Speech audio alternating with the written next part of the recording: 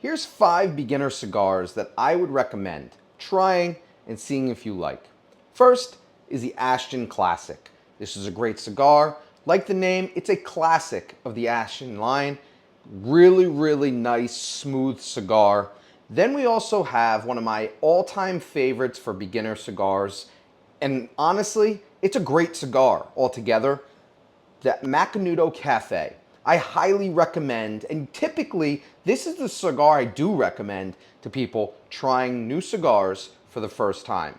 Both of these are going to run somewhere between $8 to $12, depending on the size Vitola and also depending on where you're located.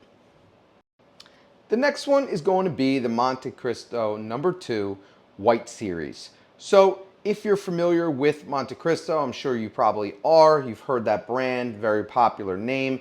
This is a great cigar. Again, it's going to be mild, creamy, smooth smoke. Highly recommend you give it a shot. Again, you're looking at somewhere between maybe $9 to $13 for this cigar. Now let's say you want something with a little bit of flavor. This is actually going to be a flavor-infused cigar. It's called the Fat Bottom Betty. I highly recommend, if somebody likes sweetness, a cappuccino, or some type of sweetness, you have a sweet tooth, maybe you want to try a flavored cigar like the Fat Bottom Betty just to get you into the cigar aspect. This is a premium cigar, and I highly recommend you give it a shot. It is great every once in a while. Even though I like regular cigars, I will definitely smoke this like after dinner and pair it with like a cappuccino or something along the lines like that. Again, right in that price range, anywhere between $8 to $12, depending on the size of the Vitola and where you're located. Last but certainly not least is the Sobremesa Brulee by Dunbarton Trust Tobacco. I highly recommend, if you're getting into premium cigars, check this one out.